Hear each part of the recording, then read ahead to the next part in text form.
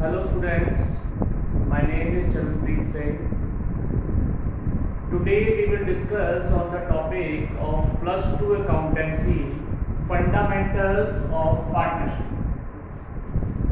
This is the starting of the topic. ये starting topic है, first chapter है हमारा अकाउंटेंसी की फर्स्ट बुक का. हमारी 3 बुक्स हैं, ये फर्स्ट बुक का फर्स्ट चैप्टर है. तो आज हम इसे डिस्कस करेंगे कि इस चैप्टर में क्या क्या है और आपको प्रॉब्लम्स कहाँ कहाँ पे आती है. देखिए ऐसा है स्टूडेंट्स, आपने +1 में जब एक चैप्टर आपने लास्ट में अपना आपने पढ़ा होगा, दैट इज फाइनल अकाउंट्स, या जिसको बोलते हैं फाइनेंशियल स्टेटमेंट्स. फाइनेंशियल स्टेटमेंट्स जिसको हम फाइनल अकाउंट्स भी बोलते थे.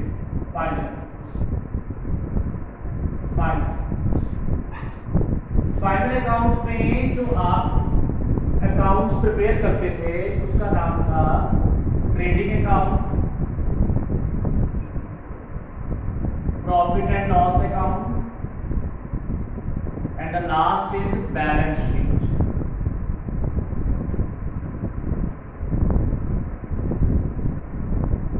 देखो बेटा, इसमें बेसिकली हम सोचते हैं कि +2 में नया कुछ स्टार्ट हो गया. नया नहीं है, ये +1 का ही एक्सटेंशन है. +1 को ही आगे एक्सटेंड किया गया है. अब जो टॉपिक आपका है, जो फर्स्ट चैप्टर बनाया है फंडामेंटल ऑफ पार्टनरशिप, जो पीछे हमने पढ़ा है उसमें ये है कि आपने जो अकाउंट्स प्रिपेयर करे थे वो आपने प्रिपेयर करे थे सोल प्रोप्राइटर की. सोल प्रोप्राइटर यानी कि जो सिंगल ओनर है, अकेला मालिक है बिजनेस का, उसका trading profit and loss prepare किया था. अब जो है, अब वो प्रोप्राइटरशिप आपकी पार्टनरशिप में बदल गई है. यानी कि अब बिजनेस के जो मालिक हैं वो एक नहीं है, एक से ज्यादा हो गए हैं. 2 3 4 5, मोर देन 1. तो देखो बेटे, ऐसा था कि जब आप ये अकाउंट बनाते थे तो आप ट्रेडिंग अकाउंट में इसको जब प्रिपेयर करते थे तो यहाँ पर आप फाइंड करते थे ग्रॉस प्रॉफिट. इस चीज को बड़े ध्यान से समझना है. ये नहीं समझना है कि +1 शुरू हो गई, इसका ही आपको बड़ा इजीली समझ में आ जाएगा. इसके बाद प्रॉफिट एंड लॉस अकाउंट से आप फाइंड आउट करते थे नेट प्रॉफिट, और इस नेट प्रॉफिट को बैलेंस शीट की लायबिलिटी साइड जो होती थी, बैलेंस शीट की 2 साइड होती हैं, लायबिलिटी और एसेट्स, इसकी कैपिटल में जाके इस नेट प्रॉफिट को ऐड कर देते. ये काम था हमारा. इसके बाद हमारे अकाउंट फाइनलाइज हो जाते थे, यानी कि अकाउंट फाइनल हो गए, अकाउंट हमारे पूरे हो गए. इसके बाद क्या होता है, ये हमारी गवर्नमेंट को सबमिट हो जाते हैं, जो टैक्स वैक्स देना दे देते हैं. अब वो हुआ क्या है कि पार्टनरशिप में क्या होगा, पार्टनरशिप में जब ये जो नेट प्रॉफिट आया है, ये अंडरस्टूड बात है, बहुत छोटी सी बात है, आप आराम से समझ जाओगे कि अब जब पीछे एक मालिक था, एक ओनर था, तो वो सारे प्रॉफिट का वो अकेला ही मालिक है. मैं अकेला बिजनेस कर रहा हूं तो मैं अकेला ही मालिक हूं. अब मान लीजिए मेरे साथ 2 3 4 5 लोग काम कर रहे हैं, तो वो सारे उसके मालिक बनेंगे, सारे शेयर करेंगे प्रॉफिट को. अंडरस्टूड बात है, बिल्कुल सिंपल सी बात है. तो यहाँ पर प्रॉफिट एंड लॉस अकाउंट के बाद बैलेंस शीट नहीं बनेगी. यहाँ पर प्रॉफिट एंड लॉस अकाउंट के बाद एक अकाउंट हमें और प्रिपेयर करना पड़ेगा, जो आपने करा भी शायद होगा, स्कूल में करवाया होगी, या आपने नहीं करा तो समझ लो. Profit and loss appropriation account. जिन बच्चों ने कर लिया है वो बहुत अच्छी बात है, इसको और अच्छे से समझ लें.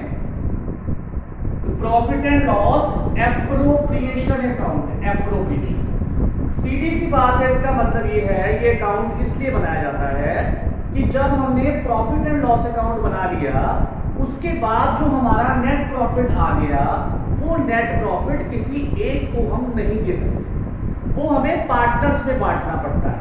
पार्टनर चाहे 2 हैं, 3 हैं, या 4 हैं, या 5 हैं, जितने भी हैं, वो हमें पार्टनर्स में डिस्ट्रीब्यूट करना पड़ता है.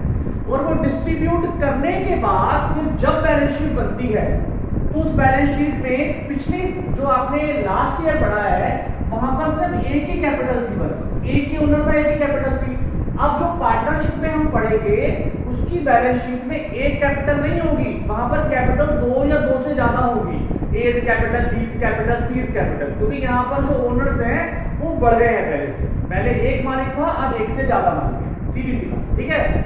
एप्रोप्रिएशन इस नेट प्रॉफिट का करेंगे, इस नेट प्रॉफिट को बांटेंगे, एप्रोप्रिएट करेंगे पार्टनर्स में। उसके बाद जिसका जितना जितना प्रॉफिट है जाके उसकी उतनी उतनी कैपिटल में ऐड करें। सबसे पहला अकाउंट हमने इसमें मेन यही बनाना है, बाकी छोटे छोटे एडजस्टमेंट्स हैं तो मैं आपको बताऊंगा साथ साथ, ठीक है। अब बुक का सीक्वेंस मत देखिएगा, बेसिकली अकाउंट देखिए उससे पहले कौन सा बनाना है। अब आती है बात कि नेट प्रॉफिट का डिस्ट्रीब्यूशन कैसे किया जाए, ठीक है। अब आती है बात कि हमने ये जो नेट प्रॉफिट है इसको कैसे बांटा जाए। हमने ये जो नेट प्रॉफिट है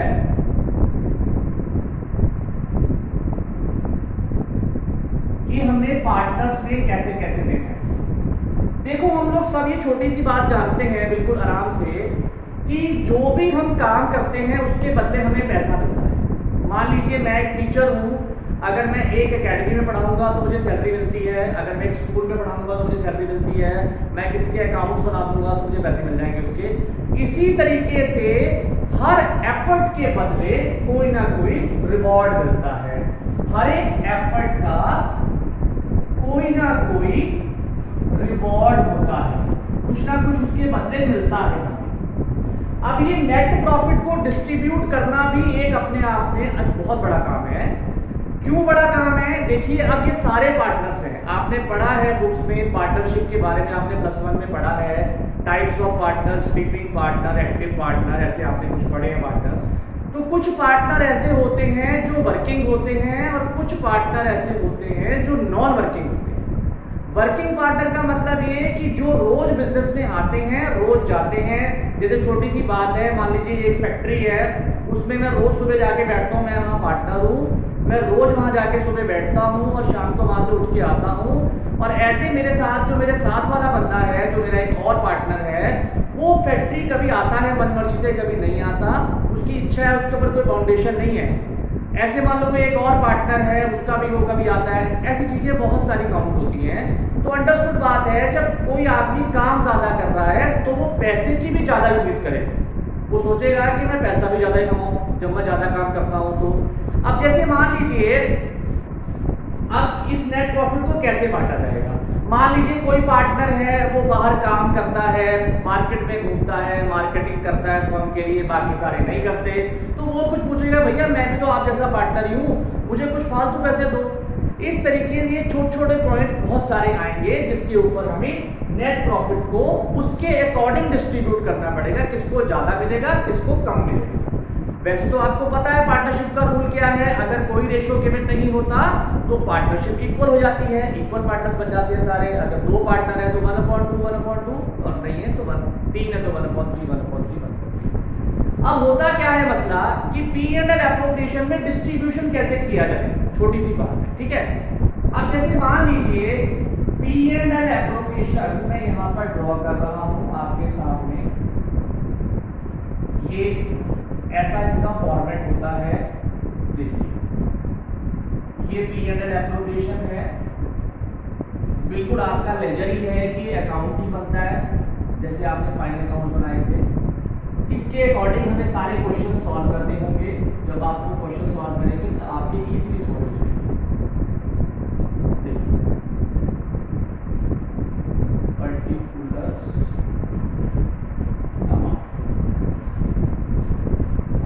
यहाँ पर हम नेट प्रॉफिट, मान लीजिए हमारा कोई आया है बाय नेट प्रॉफिट, मान लीजिए कोई भी नेट प्रॉफिट फॉर्म ने कमाया है, वो हम कह देते हैं मान लीजिए 1 लाख रुपीज। क्वेश्चन आपको कुछ इस तरीके से दिया गया होगा, जैसे ए एंड बी पार्टनर्स, इनकी जो कैपिटल है वो मान लीजिए 50,000 और 60,000 है। ए ने 50,000 लगाया है और बी ने लगाया है 60,000, ये इनकी कैपिटल है। इसके बाद इनको एक 10% इंटरेस्ट और कैपिटल भी मिलता है, ये मैं भी आपको समझाता हूँ कि होता क्या है। और एक बंदे को 500 पर मंथ सैलरी मिलती है, जो इसको नहीं मिलती, और एक पर्सन को 10% ऑफ प्रॉफिट का कमीशन मिलता है बी को, जो ए को नहीं, कमीशन। अब मैं आपको बता देता हूँ ये सब कुछ क्यों मिलता है। बेसिकली जनरली हम ये सोचते हैं कि हम बिजनेस कर रहे हैं तो क्यों कर रहे हैं, हमें बिजनेस के बदले क्या मिलेगा, हमें प्रॉफिट मिलेगा। लेकिन ये बात किसी हद तक जनरल वे में तो ठीक है, लेकिन पूरी तरह से ठीक नहीं है, क्योंकि जो प्रॉफिट होता है वो कभी भी, बिजनेस करने का मतलब है इन्वेस्टमेंट करना, मैंने बिजनेस में इन्वेस्ट किया है, इन्वेस्टमेंट करा है। प्रॉफिट कभी भी इन्वेस्टमेंट के बदले नहीं मिलता। Profit is a reward of risk, ये आपने पढ़ा भी होगा बुक में। प्रॉफिट जो है वो रिस्क का रिवॉर्ड है, रिस्क लेने के बदले मिलता है। जैसे अगर आपने एक सामान लिया है, दुकान खोली है, उसमें एक सामान भरा है, अगर वो सामान कल नहीं बिकता है, ये रिस्क आपका है, नहीं बिकेगा वो सामान तो उसको आप बियर करोगे, आपके ऊपर है वो, इसलिए वो सामान अगर नुकसान होगा तो उसको आप बियर करोगे, उस बियरेंस के बदले, उस रिस्क के बदले आपको प्रॉफिट मिलता है। अब मसला आता है कि मुझे इन्वेस्टमेंट के बदले क्या मिलता है, मैंने कैपिटल इन्वेस्ट करी हुई है, उसके बदले क्या मिलेगा। पार्टनर कहता है कि जब मैंने ये पैसा बिजनेस में लगाया है तो इसके बदले मुझे इंटरेस्ट मिलना चाहिए, जो कि जनरली वैसे नहीं मिलता है। कैसे मिलता है, जैसे मान लीजिए मैंने एक बैंक में एफडी कराई है, मेरी एफडी है 50,000 रुपए की, 60,000 रुपए की, तो क्या मुझे बैंक रोज जाना पड़ता है? नहीं, बैंक मुझे एक साल बाद इंटरेस्ट देता है, मेरे अकाउंट में डालता है, अपने आप मेरे अकाउंट में अपने आप ही जो इंटरेस्ट है वो क्रेडिट हो जाता है। तो ये बंदा सोचता है कि अगर मैं इस पैसे को वहां पर जमा कर दूं तो मुझे इंटरेस्ट होना शुरू हो जाएगा, इसलिए वो प्रॉफिट में से इंटरेस्ट ऑन कैपिटल की भी उम्मीद करता है, पहली चीज। दूसरी चीज आ गई सैलरी वाली। एक बंदा कहता है कि अगर मैं पैसा वहां पर इन्वेस्ट कर दूं और मैं कहीं पर जॉब कर लूं तो मुझे वहां सैलरी मिलेगी,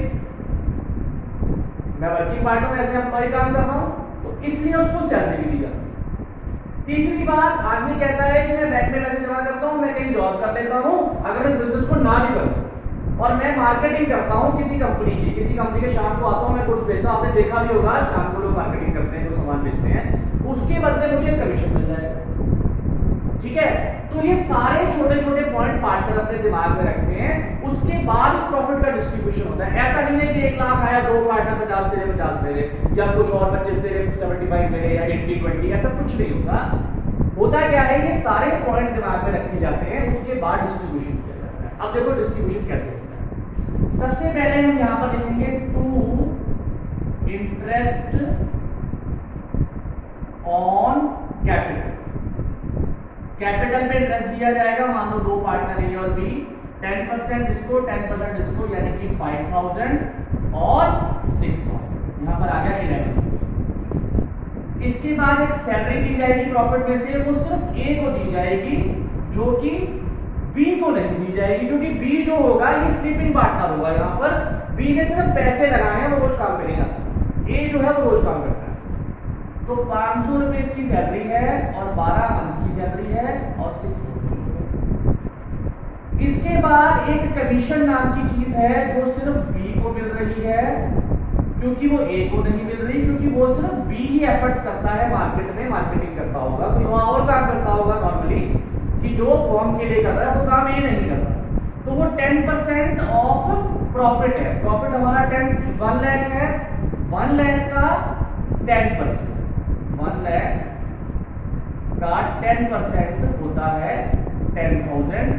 ये मैंने यहाँ पर डाला। इस तरीके से डिस्ट्रीब्यूशन होगा पहले, ठीक है। अब जैसे 11 और 6 17 और 10 27।